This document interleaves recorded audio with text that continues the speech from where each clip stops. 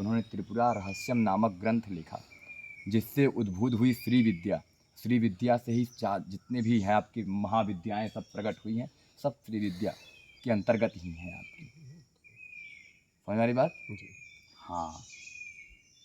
और आप जहाँ पे बैठे हैं वर्तमान में, ये श्री विद्या का केंद्र है।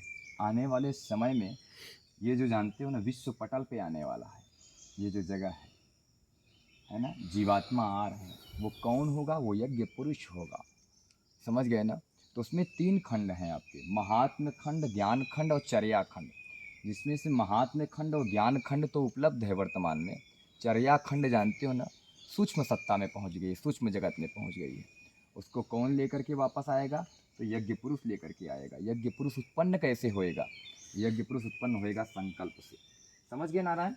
तो द्युलोक की जो अग्नि है उसको ऊर्जा मिलती है सूर्य से। सूर्य को ऊर्जा मिलती है 5 महासूर्यों से। 5 महासूर्यों को ऊर्जा मिलती है 5 अति सूर्यों से। और उनको ऊर्जा कौन देता है? सवितुर नारायण देते हैं उनको ऊर्जा। समझ गए नारायण? तो जो द्युलोक की जो अग्नि है, अग्नि को एक कुंड के रूप में आप समझिए, उसमें देवता अपनी अमरता श्रद्धा की आहुति डालते हैं, तब उत्पन्न होता है, जानते हो ना, सोम। सोम की आहुति प्रजन्य रूप अग्नि कुंड में डाला जाता है, तब उत्पन्न होता है जल। जल की आहुति डाली जाती है पृथ्वी रूपी अग्नि में, तब उत्पन्न होता है अन्न, जल, औषधि इत्यादि सारी चीज़ें। अब अन्न, जल, औषधि इत्यादि सारी चीज़ों की आहुति डाली जाती है जठराग्नि में, जठर अग्नि में। तब जानते हो 7 धातुएं उत्पन्न होती हैं, अस्थि, मेरु, मज्जा इत्यादि सारी चीज़ें। उसके बाद में रुधिर, और अंतिम जो उसका भाग होता है वीर्य। वीर्य की आहुति डाली जाती है कामाग्नि में, कामाग्नि। तब उत्पन्न होता है यज्ञ पुरुष। और ये संकल्प पूर्वक तो हो नहीं रहा है, भेड़ बकरी की तरह हो जा रहा है, घटित हो जा रहा है ना?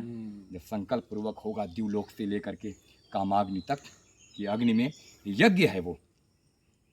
भोजन करना यज्ञ है, उसमें कुछ भी नहीं डाल देना है ना? उसकी एक मर्यादा है।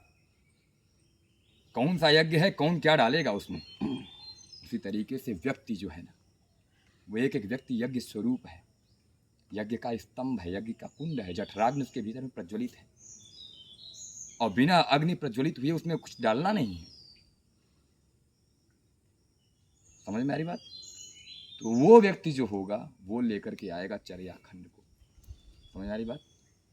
श्री विद्या जो है आपकी त्रिपुरा रहस्यम, वो लगभग 80% कंप्लीट है, 20% जानते हो ना जो था उसको जानते हो ना वापस चला गया। नालंदा जैसे तक्षशिला जैसे विश्वविद्यालय जलाए गए, उनमें जानते हो ना हमारे महत्वपूर्ण जितने ग्रंथ थे ना, उनका बहुत ज़्यादा ह्रास हुआ। खैर, हमारे सनातन में, यही मैंने आपको बताया ना, हमारे सनातन की एक खूबसूरती, यहाँ पर कुछ मिटता नहीं है। ना हम मिटेंगे ना आप मिटेंगे। हम अनादि हैं, हम अविनाशी हैं, हम थे, आगे हैं अभी। अब वो हमारी मर्जी है अभी वर्तमान में कि हम रहेंगे कि नहीं रहेंगे। लेकिन हाँ, इतना ज़रूर है, ब्रह्मांडी ऊर्जा के रूप में रहेंगे, लेकिन रहेंगे ज़रूर। थे, हैं और आगे भी रहेंगे।